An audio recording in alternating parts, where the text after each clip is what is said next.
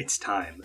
Time to return to the bottom of the tiers. Last time we did this dance, I discussed a lot of memorable low tiers from various games. Well, it's time for round 2. Let's look at some vanguards of non-viability and see why they're considered to be at the lowest end of the totem pole in their games. Some of them are fairly mediocre characters in games with high power levels. Some of them are characters with strong kits, held back by major weaknesses that counteract said strengths. Some of them, well, I don't want to spoil, so let's just hop right in. To start, we'll be talking about Vampire Savior. Again, this is the third time I've talked about this game. Now look, if you have a problem with the evident bias I'm showing towards it, take it up with someone else, because this game is too dope for me not to discuss. In my prior low tiers video, I talked about Anakars, oft considered to be the absolute worst character in the game due to lack of certain defensive mechanics such as push blocking and throws. Now, we'll be looking at another low tier contender, Jedah. Vampire Savior is a pretty well balanced game, and even the worst characters can put in work, but there's undeniably a difference in power between Jedah and the likes of Zabul, Sasquatch, or QB. Jedah is the boss of arcade mode, and his fairly unorthodox kit results in him being a unique character with some fairly distinctive flaws. I guess it's just tragic irony that one of the coolest designs in the game ends up being a finicky and strange character to play. The one thing that immediately stands out about Mr. Dohma is his mobility. He's equipped with far moving forward and back dashes and an air dash. It's a little different from a standard air dash like Zabul or Lele, namely by means of the slight delay on startup, which you can actually cancel into his air normals. Also, it has a hitbox for some reason. With these options at your behest and a little finesse, you can move like the wind. With tricky movement comes tricky attacks. Jedah excels at controlling space and does so with some very solid long-range pokes and his obnoxious jump heavy kick.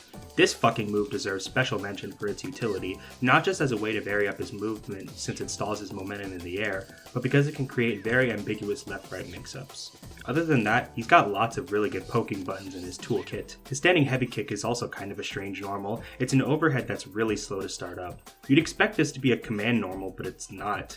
It isn't terrible, but be wary that the long startup means it's pretty easy to react to this, and you can't combo into it like you could most stand HKs on the other characters in the roster. Jedah's most standout tool as far as his specials go is Sega, a giant spinning wheel that lingers on screen for a few seconds. The presence of a lingering hitbox on screen might prompt people to jump, and this gives Jedah the opportunity for an easy anti-air. It's also great for letting him start pressure sequences, and since he can throw out Segas in the air too, you can use it to halt your movement after an air dash. Doing this with normals is difficult enough for the opponent to deal with, but when it results in a lingering projectile on screen, it can make trying to swat Jedah out of the air kinda scary.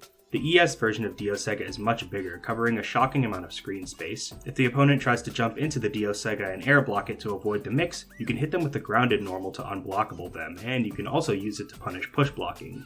VSAP push blocking is obviously super rewarding, which you'd hope for given how hard the damn mechanic is to do, but Jedah can toss a Sega and cause a push block to send the opponent right into it. Sega also isn't particularly easy to escape from since it triggers proximity block for the opponent once it's close enough to them, so you can't just walk away from it while it's active.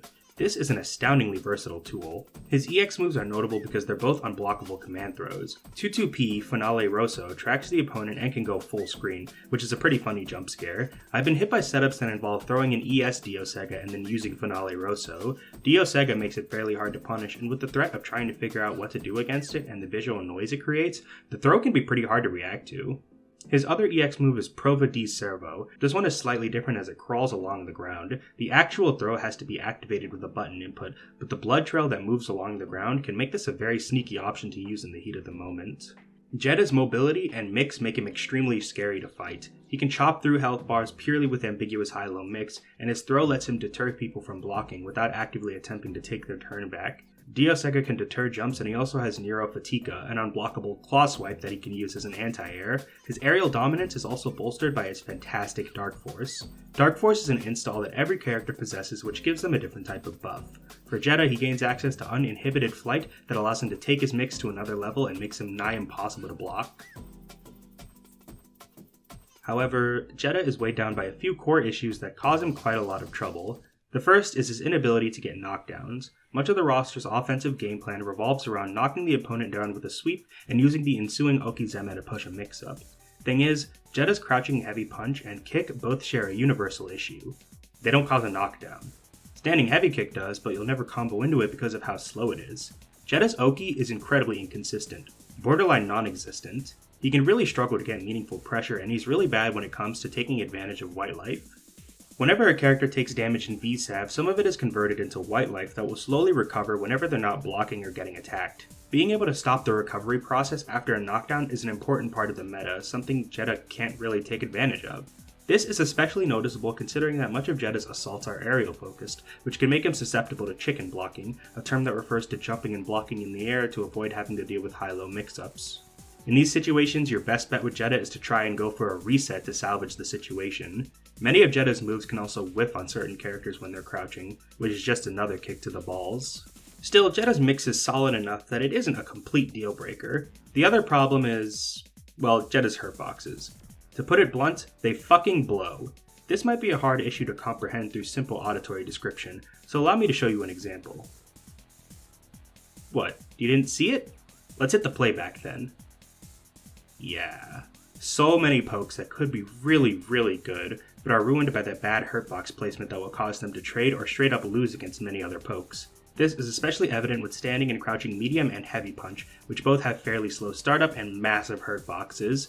This problem is also compounded by how many very, very strong characters happen to be able to crouch under these buttons, such as QB, Sasquatch, and Zabel, who all happen to be some of the best characters in the game. Having to contest the likes of Bee or Zabel or Galen or Felicia in neutral is pretty miserable. Jedah's buttons just don't stack up, and you can't really take advantage of his strong air presence because, well, lots of these characters also have good air presence. Jedah isn't going band for band in the air against Galen or QB, I'm sorry. Admittedly, he can fuck up Sasquatch a bit because of Sass's huge hurtbox and lack of great reversals, but Sass also happens to have very strong mix, and better buttons, and better Oki. Conversely, while many characters can crouch under a lot of Jedah's buttons, Jedah's own tall ass is vulnerable to pressure that other characters don't have to hold. One final sick joke from the devs, I guess. Jedah might sound pretty hopeless, and in some ways he does struggle, but remember, VSAV is a pretty balanced game. His strengths are undeniable. He may struggle in neutral and on defense, but his mix is no joke. If he starts his game, he'll leave you guessing, and once you're trying to block his high-lows, you can sneak in Dio Sega for guaranteed damage on a jump-happy opponent, or use his EX moves to send them straight to the underworld. With his tricky air movement and mix-ups, you can conquer even the worst of matchups, and many players have, especially in Japan. The likes of Shimatsuya, Teitoku, Ho, that's their name, not an insult, and Oichi. Oichi in particular is considered one of, if not the best Jedah players, and uses Jedah's insane air mobility and mix-ups to their full potential. There's tons of great matches of all these players, and I'll leave links in the description if anyone is curious, because these are proof that in the right hands, Jedah can be very strong. He's also insanely cool and fun, and a very unique character to boot. Is he weak relative to the rest of the cast? Maybe, but tears only matter when you don't believe. Maybe not, but Jedah is still sick. One of my favorite FGC points of discussion that I always enjoy is whenever people bring up characters who are maligned because of a string of top-tier appearances, like Cabal in Mortal Kombat or Zero in MBC and SBC. One of the most common recipients of this is Cammy from Street Fighter, who's enjoyed the privilege of having very powerful incarnations in CVS2 and many of the recent Street Fighter games, including 6.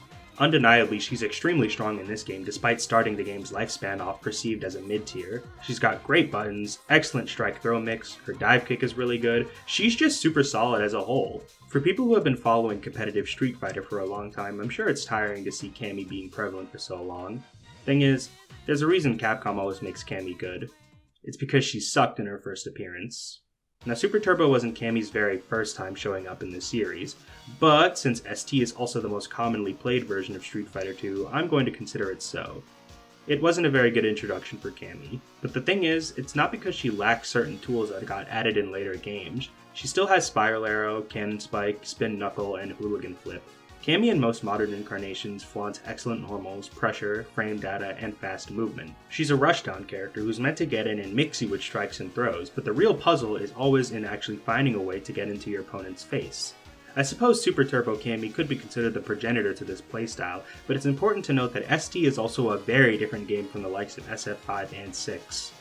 Oh boy, where do we start?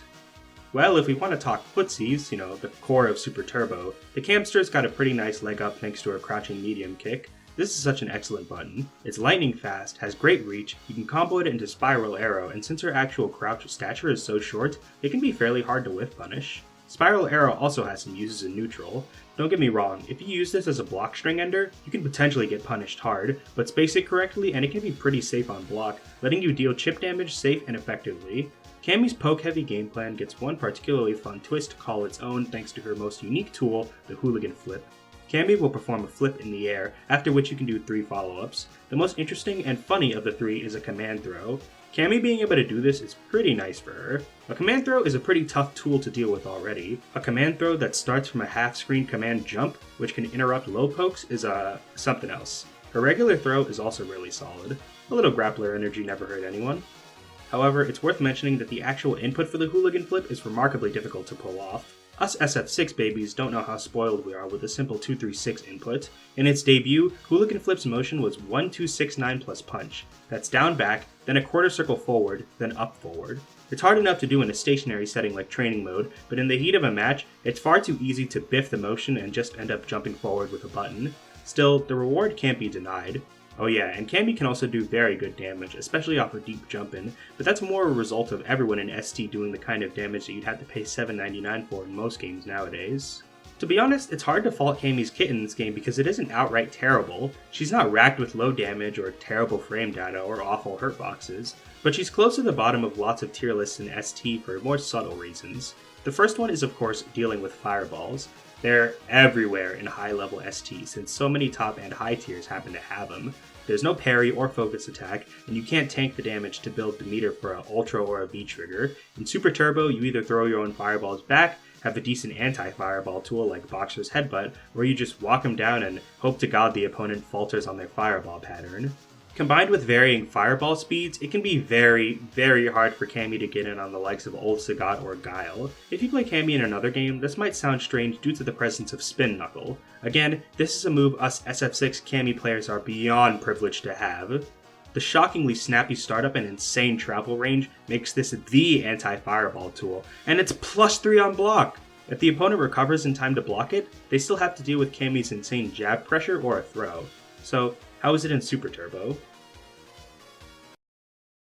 Wow. On top of the fact that it takes 3 moon cycles to start up, the only version that's actually projectile invincible and will thus pass through fireballs is the light version, which naturally travels the least distance. So yeah, lots of trouble with fireballs. I think in general highly defensive characters give Cammy lots of issues, even ones without projectiles, such as Honda. Her neutral is just too honest. She lacks in safe ways to get in, and a lot of her buttons are beyond stubby. Hooligan flip throws can be scary, but if the opponent knows to expect it, he'll just end up eating a lot of anti-airs. Cammy being honest might seem strange, but in a game as wacky as ST, her share in the bullshit market is remarkably thin. Still, that doesn't mean she's completely helpless. She has a fast walk speed and a pretty good DP that can be hard to punish. Also, even though Hooligan can be adapted to, if you mix it in well with her great pokes and some throws, it can be super unpredictable and hard to deal with. There's lots of dedicated Cammy players who have managed to push her meta. There's Nakamura and Tasaka from Japan who are both very skilled, although in my experience it's a bit hard to find footage of their matches, but I'll leave a few in the description. More recently though, we have Jacques Tiaf, sorry if I mispronounced that, who won the Super Turbo tournament at Frosty Faustings 2023 using Cammy, and Silent Scope 88 who managed to get top 6 at EVO 2023 Super Turbo tournament with her. Pretty impressive for Cammy considering she's often considered the worst character in the game. So if you think Cammy is cool in Super Turbo, remember that while she may be bad in some ways, she can still win if you put in the work. Or you could just play SF6. I wonder if Cammy would be good in Super Turbo with a dive kick. We can only speculate. Oh, and most of this applies to new Cammy. Super Turbo lets you choose the old versions of characters based on their incarnations from Super Street Fighter 2, and old Cammy is actually considered even worse if you can believe that, so don't even bother with her. Talking about a character in a modern game is a tricky task. Balance updates and better developer communication have made it easier than ever for players to voice their grievances to the devs of fighting games. If your favorite character in Street Fighter 3 New Generation was bad, you didn't have a yearly balance patch to look forward to. Your only choices were to wait for a new revision that would hopefully buff them, or wait for the next iteration of the game, which could take months or even years to drop. People didn't even really have a way of spreading the news on a character being under or overpowered, at least not to a greater audience. With the advent of the internet, it's all too easy for your average fighting game player to hop on Twitter, make a tweet complaining about Luke's crouching medium punch or Nier's DP or whatever the fuck people are complaining about in new games, and then bam, come the next patch, that shit is gone. New fighting games are also much more likely to have a higher level of power and a much more balanced roster as a result. Not that you won't occasionally see discrepancies. Quite the opposite, actually, but it'll never be as bad as the old days when a lot of fighting games just released with characters that were straight unplayable. That pondered, we can still look at characters retroactively, and in this case, I want to discuss a character who, at one point, was looked at not so favorably. DNF Duel. I'll admit, I haven't played this game since July 2022, and I didn't have plans to come back at all, but when trying to think of characters for this video, my mind wandered immediately to Launcher, who I very distinctly remember was considered bottom 1 in the first version of the game. Players were pretty insistent on labeling her as fucking garbage, but more recent discussions suggest she's actually quite good now. I'll admit I didn't play much DNF, only about 30 hours across 2 months, but I do remember the days when Swiftmaster and Hitman absolutely terrorized Ranked, so seeing them placed in the same tier or in tiers lower than the former bottom 1 Launcher is quite surreal. So why was she so bad and what changed to make her good? Let's start by looking at Launcher's kit first and foremost. Launcher is a zoner, a pure zoner. This is a character who absolutely wants to keep her opponents away. That much is evident when you see how slow she is. And no, I don't just mean her movement. That's only because everyone in this game walks and runs pretty slowly. Launcher's buttons are sluggish and clearly not suited to fighting at a close range. With most zoners, especially those who use their normals for keep away, you expect that, but let's dive further into the specifics. Her B normals are very eccentric, even for a game like DNF. For most characters, their B normals are just generic strikes, pretty standard for this type of game. Launcher doesn't adhere to these standards. Her 5B is a fucking flamethrower. 6 years ago, you'd have to pay Elon Musk your hard-earned $500 for this shit, but now you can pay $50 and just play Launcher. Her 5B in the air has her firing a volley of bullets from a minigun, and her 2B tosses a grenade.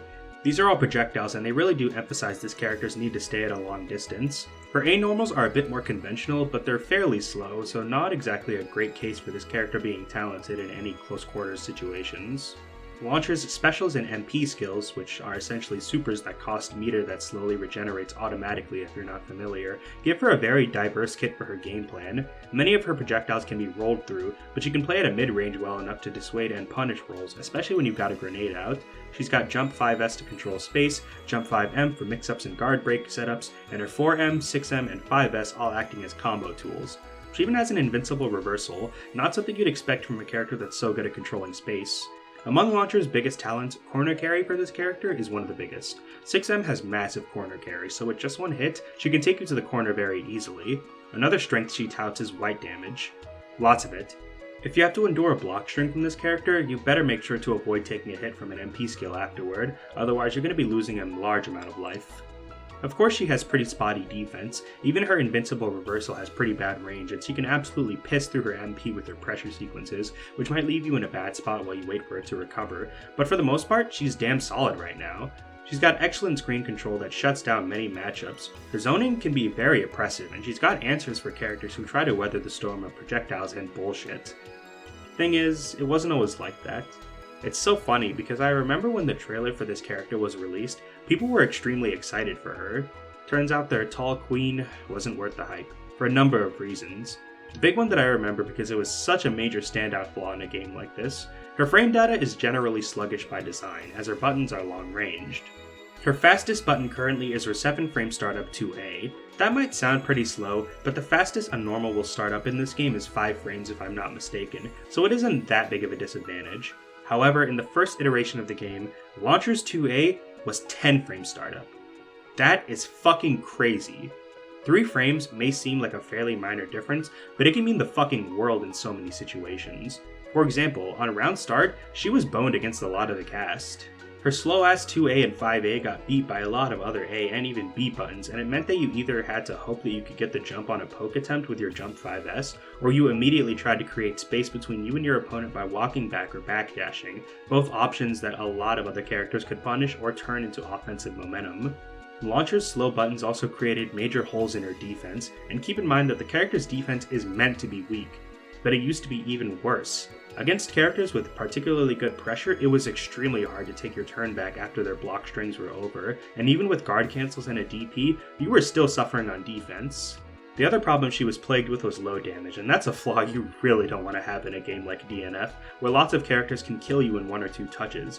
This character would have to guess right so much more often for damage that most characters got with just one guess, when Swiftmaster or Crusader or Dragon Knight or Hitman could just absolutely twerk on you and melt your life bar while Launcher was absolutely struggling to do any meaningful damage.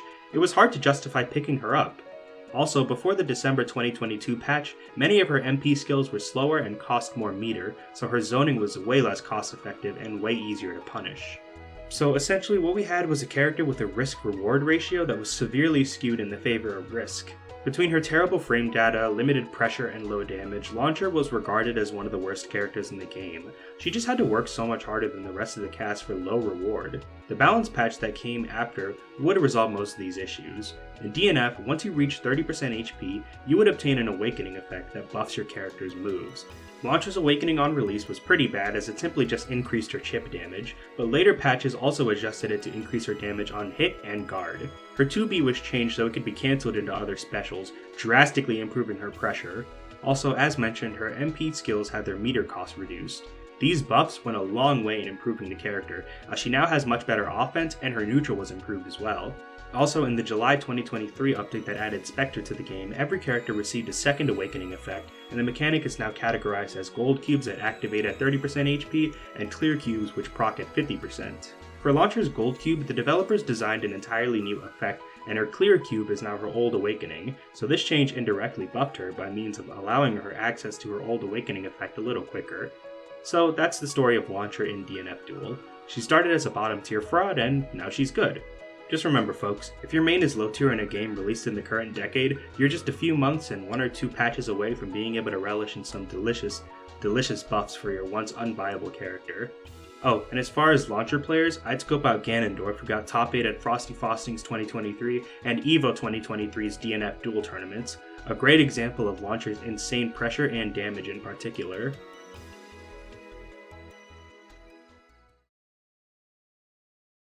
Samurai Shodown, the epitome of honest, heavily fundamentals-driven gameplay.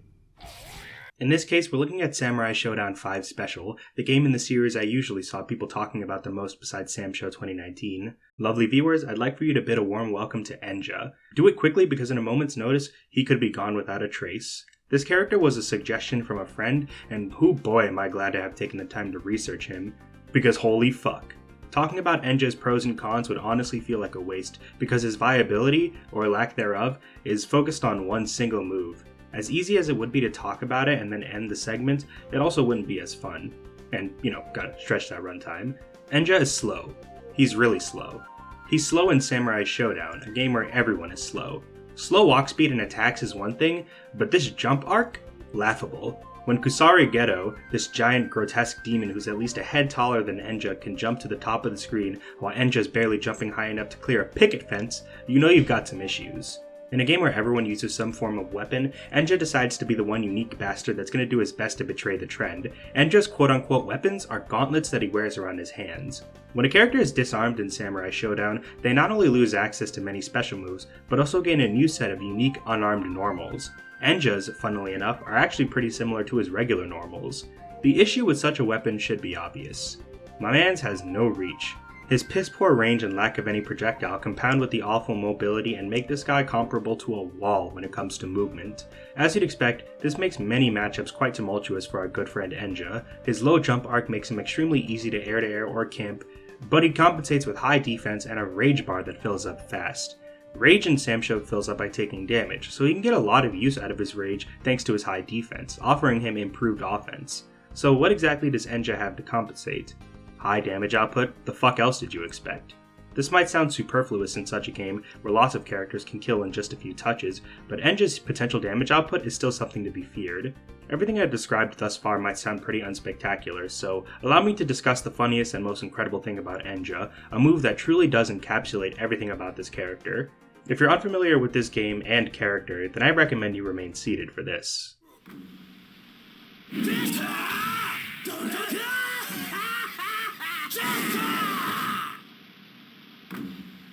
If your jaw drops to the floor after witnessing that, I'll give you a second to pick it up.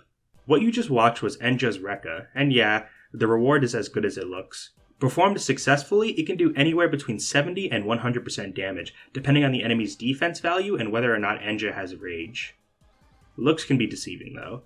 There always has to be a caveat. Enja's Rekka is maybe the funniest example of high risk, high reward I've ever seen in any fighting game. While the actual Rekka input is easy, performing it successfully is one of the most difficult things I've ever done executionally. The first 2 hits are easy enough, but getting the last hit to land is extremely difficult. The timing with which you need to input the last hit is frame perfect, and landing it can not only depend on how well you timed your inputs, but also Enja's position when performing the first hit of the sequence. The reason this is such a major issue is because of how massively unsafe Enja's Rekka is if the third hit does not connect successfully. If it does, you get insane damage. If it doesn't, yeah, you die. Enja's disappointment at missing his big attack is so great that he falls to his knees, during which he's open for so long that your opponent could leave for a fucking 3-day vacation to the Bahamas and still have time to punish him upon returning. You put that together with how difficult it is to actually land the Rekka, and you can begin to see the very big problem. Enja is do or die, taken to the absolute extreme. If you decide to commit to this Rekka, you better have the timing down to land it, because you will pay dearly if you miss. Enja does possess other combo routes with very high damage, but when you can do one special move to basically guarantee kill a character, it's kind of fucking hard to justify doing anything else, unless of course the constraint is that your one-touch kill happens to be borderline impossible to land. Difficult to achieve win conditions are not a rare thing in fighting games, but Enja takes it to a truly ridiculous extent. Enja is a really cool character, and extremely funny to watch in action. I don't typically care for slow characters with big damage, but the sheer high risk, high reward of Enja's Rekka is a really cool idea, even if it does hamper his viability quite a lot. One final thing I want to talk about is Enja's speed up special. If he performed this input, yes, it's silly, I know, his animations will become sped up. Considering his slow attacks are one of his biggest flaws, it sounds like a godsend. It's not. This move is usually banned in tournament as the speed up can cause numerous glitches and soft blocks to occur. Seeing as how I've already covered characters from MVC 1 and 3 before, it's appropriate that we head to 2. Admittedly, I had trouble thinking about who to discuss in this game. There's already 5 million videos on Marvel 2's God tiers, but the low tiers aren't particularly interesting either. What do you really want me to say about Ryu, or Roll, or Venom? They're bad, but not in any way that I believe I can frame into an interesting segment. I think it's because MVC2's meta is much more focused on team strategies than it is individual characters. You can do a lot to augment a set of not-so-great characters in this game if you have the ingenuity. The spotlight now is going to be on Thanos, who is one of the main low-tier support characters, and while he is definitely bad in a lot of ways, there is some dirt to be found with the big purple madman. Thanos has a bit of interesting history in this game. He was originally a boss in Marvel Super Heroes, one of the games that started the whole Marvel vs. Capcom endeavor, and since one of MVC2's main draws was bringing back most, if not all, the characters from Capcom's Marvel fighting games, that means he got to return after a 5-year absence. Since he was a boss in MSH, he was insanely cheap and kicked your sorry ass without mercy, so Marvel 2 nerfed the guy to make him less oppressive, something that strangely enough didn't happen with Magneto, who also started as a boss and remained insanely strong in later playable incarnations. Thanos has a relatively small move pool compared to his first appearance, and his kit is not only woefully linear, but lacking in safety and utility. Still, doesn't mean he can't make some magic happen. The first thing to note about Thanos are his strange normals. His standing heavy punch has really good range, but also causes a launch, which is something that might throw you off when learning basic combos for him. It certainly did for me. Speaking of launchers, he has like 3 for some reason, but only 1 is really good for starting his air combos. In general, Thanos is, as you'd expect, a slow guy to compensate for his relatively long range. Despite this tepid mobility, he's actually one of the only characters in the game whose dash animation is him just booking it and running, which looks hilarious by the way. Thanos is afflicted with one of the smallest move pools in the game for some reason. He has just 2 special moves to his name, as well as 2 command normals. Besides back heavy kick, which is a launcher, he has a dive kick, which is appreciable for a slow character like him, but it can be very unsafe if blocked. Thanos' first special is Titan Crush, where he dashes forward with a large hitbox. This is your main combo ender, but since you can use it in the air, Thanos can also use it to make his air movement a bit more tricky. He's not very good in these situations since he moves so slow, but the dive kick and Titan Crush are his only ways to vary up how he moves in midair. Thankfully, Titan Crush makes up for it with pretty high damage for a single hit special move. The other notable attack in his 2-move wide arsenal is Death Sphere, which is the coolest possible name you could give to a fucking bubble that traps the opponent. Despite the silly move premise, this is a seriously powerful projectile, although it should be noted that much of its utility comes from using it as an assist. On its own though, the two versions' varying speeds can make it a good corner pressure tool, and it's hard to argue against using a projectile that can score you a full combo on hit. You can even use it for an infinite where you loop back heavy kick with light bubble. It's corner only, but also fairly easy to perform compared to some other infinites in this game. Thanos has 4 hyper combos to his name, but 2 truly stand out. Power Stone has Thanos toss a giant projectile. It's a highly damaging spear with a large hitbox. Thanos can combo into it fairly easily, and it's also excellent for DHCs since it's so big and active. It's also really good at sniping assists. If you see an unprotected assist out on the field, you can toss a Power Stone or 2 out for massive damage, and even if the point character is in front, the spear can actually still clip the assist due to how big it is and how fast it travels. This is a primo tool for Thanos to possess, and it can even be comboed out of with his other good super, Soul Stone. Soul Stone will yoink the opponent and deal damage before tossing them away. Besides the combo utility and good range, this move has one more neat property. It will recover your red life, letting you heal your own health and take away your opponent's at the same time. Equivalent exchange, baby. His other 2 supers do lots of damage, but they lack the sheer range and power of the Power Stone, so they get overshadowed fairly hard in terms of offensive utility. You can use the Space Stone for some high damage DHC setups, but Power Stone just does most of what it does a lot better. These supers are powerful, but they lead to one of Thanos' most crippling flaws, which is a severe reliance on meter. Thanos with bar and without bar are 2 very different characters in terms of combo damage and punish potential. This is a problem that can normally be excused if a character is good at building meter, but Thanos is not. His combos are way too short and he can't stall in the air and whiff normals quickly to do it like, say, Cyclops can. For reasons I'll explain in a second, Thanos mostly prefers the second and third slots, but if he's in a situation where he has to fight without meter, like if he gets snapped in, you may be in trouble. So yeah, Thanos is a definite middle/anchor character, and the main reason for this is Death Sphere. Already a solid move on its own, but it shines, baby, it shines as an assist. Projectile assists are usually decent in Marvel too. A projectile assist that gives you a full combo on hit? Sign me the fuck up. This assist is crazy. It can enable high damage mid-screen combos for characters who usually don't get much in these situations. You can use it for some tricky cross-up mix, and the speed is solid. This is a fantastic assist for anyone, be they low or high tier. You can't go wrong with the bubble. Keep in mind that the opponent can mash out of the bubble, so try to be quick about comboing out of it. This assist, along with his powerful supers and overall meter usage, makes Thanos a staple low-tier character, giving so many other mid and low tiers access to combos they just never had before. He's certainly weak on his own, especially without meter, but he truly ties teams together as a powerful supporter with great burst damage potential if he has the cash to spend. Of course, this is all in the context of the low-tier meta, because this guy isn't doing shit against the top tiers in most situations. Marvel 2 is all about teams, as I said, and with a good team, Thanos can be remarkably impressive for a low tier. If you want proof, I'd recommend watching Romnito, who plays Thanos on a team with Charlie and Iceman, a seriously cool low tier team that I also happen to play. Both Iceman and Charlie have excellent synergy with the bubble for combo extensions, but like I said, you can use Thanos to augment lots of different characters and game plans, so experiment to your liking. It is very funny to see one of the Marvel Universe's greatest villains demoted to a support character who blows bubbles, but he is really fun and definitely threatening under the right circumstances. Hey, remember when I said in a prior video that I didn't play Guilty Gear? Problem solved. With time investment like this, I'm basically a GG scholar now. All jokes aside, the next character was another suggestion from a friend, and it's Zato 1 in Guilty Gear Xrd Rev 2. I saw this meme once on Twitter about how Zato 1 will start off the lifespan of every Guilty Gear iteration as an extremely strong character, and eventually end up being very weak.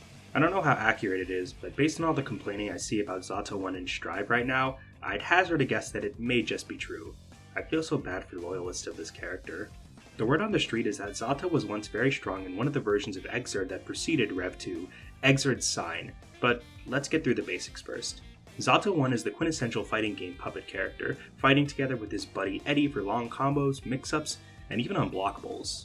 You might be curious how a character with something as strong as an unblockable setup would be bad in a game with so many other powerful characters and a generally high power level. Well, for the answer to that question, you can watch my whole horse video, but back to Zato. Zato can summon Eddie with the appropriately named Summon Eddie special move, and while Eddie is out, you can send him out for various different attacks. While Eddie can't perform these upon being summoned for the first time, doing them consecutively requires you to hold down the corresponding button for a few frames before releasing it. Doing an input in this way is known as negative edge, and it can make Zato very unforgiving to learn, especially if you're a beginner or you're just bad like I am. This is on top of the awareness you need to control Zato and Eddie at the same time. A difficult character to play for sure, but is the reward worth it? With Eddie out, Zato gains access to extremely powerful options for neutral, offense, and even defense. Eddie can lunge at the opponent for an extremely irritating poke in neutral, the Big Puddle Shark, which is an excellent way to ward off jumps, and the Buzzsaw, which locks the opponent down for extremely long sets of high-low mix-ups. Zato's own tools synergize extremely well with Eddie's assortment of tricks. He has multiple command throws, which is always a good thing to have when a character can make you block for so long, Invite Hell and Break the Law, which are both wonderful neutral options to check any attempts from the opponent to avoid Eddie, his command overhead, and his flight. Rather than a double jump, Zato can take to the skies and begin a terrifying sequence of mix-ups. Since you can still chain your jump normals together while flying, you can put together some seriously ambiguous mix-ups. Zato is an absolute mix machine. If you let this character get his offense with Eddie started, you're going to be guessing a lot. He can even set up unblockables using Eddie's drill special. Kinda. Okay, I'm not a GG expert, but from what I can piece together, it isn't a true unblockable. The first hit of the drill hits low, and you can hit with an overhead at the same time, but the drill will always hit first since it's a projectile, and projectiles are given priority if they make contact with an opponent at the same time a strike does. So yeah, it's not a true unblockable, but you still basically have to guess within an extremely small amount of time, as Zato can delay the drill and hit with an overhead first. There are ways to get around it with low blitz, but that also costs meter, so keep that in mind. Unblockable, hard to blockable, whatever you want to call it, it's some cheap shit. Eddie is an extraordinarily powerful resource who enables so many different ways for Zato to swing the momentum of any match in his favor. Almost sounds too good to be true, yeah? Well, it is. Eddie is a resource, and he works off of a meter. The Eddie gauge drains whenever Eddie is out, and further drains as you use his attacks. Any up-and-coming Zato players, take care not to let it drain, because if it does, Zato will be unable to use Eddie for a short period of time. This will also happen if Eddie gets hit. A small penalty may not sound that bad, but it is. Arguably Zato's biggest issue is how much of his power diminishes when Eddie is gone. His severely neutered offense and neutral without Eddie means that he is extremely reliant on the little guy. Zato's normals by themselves are fairly unremarkable, which is by design as he's meant to use them in tandem with Eddie. Whenever the Eddie gauge is gone and, Zato isn't already getting his ass kicked, Zato needs to either take extreme risks to land a combo, which will obviously be much worse than anything he could land while Eddie is in play, or stall with his normals in flight. This may not have been an issue in the Sign days, but current Zato faces another problem born from his Eddie dependency, which is Eddie's hurt boxes. The Buzzsaw in particular just fucking juts forward with a massive hurt box, which is sad as you think it'd be a great tool in neutral due to the sheer amount of active frames, but it's just too risky to use if you can't guarantee that the opponent is going to be forced to block it. What this means is that many characters can easily clip Eddie and force Zato to fight solo, and in this situation, Zato just loses hard. He can't do much on his own, but it's so easy for him to get put into situations where he has to do just that. This becomes doubly horrendous when you take into consideration that Zato also has very bad defense, since he has a low defense modifier inherently, and his guts modifier is 0. Guts in Guilty Gear will scale the damage of attacks at certain health intervals. Since Zato's guts rating is 0, it means that Zato would take more damage at, say, 10% health than a character with a guts rating of 2 or 3. He also doesn't really have any good reversals. So essentially, Zato's game plan is extremely unstable, since it hinges on a puppet that, if dispatched, leaves him with little ways to fight effectively. Eddie himself is vulnerable to being taken out early due to the large hurt boxes he has on some attacks, and on top of that, Zato is also very fragile. I believe that in the days when Zato was considered top tier, he was a bit better at handling himself solo due to Invite Hell being plus on block. Being able to make yourself plus is pretty huge when you're stalling for a resource to return, and that's not even mentioning the potential utility it has when Eddie is out. But it was nerfed to be 0 on block in later versions of Xrd. Tragic. Zato suffers from numerous bad matchups. He's just got so many overwhelming weaknesses, and he's also a pretty hard character to play. These are undeniably hard sells for the character, but he is extremely cool, and even if he does suffer from poor reward on high risks, he can still be a terror in the right hands due to his powerful mix-ups. No one proves this more than Ogawa and Marlinpie, two longtime Guilty Gear players known for being absolute gods at Zato 1 in basically every game in the series. Both of them played Zato 1 throughout Xrd's lifespan and achieved very solid results even in the Rev 2 era. Ogawa is most notable for winning EVO 2015's GG Xrd tournament when Zato was considered top tier, but he still managed to get top 24 at EVO 2017 with nerfed Zato. I've even seen some discussion about how some of Zato's strengths in Xrd Sign may have been exaggerated based purely on Ogawa's skill with the character. I don't know how accurate it is, but if you've got people talking about how a character could be seen as overrated because of your skill, chances are you're a pretty badass player.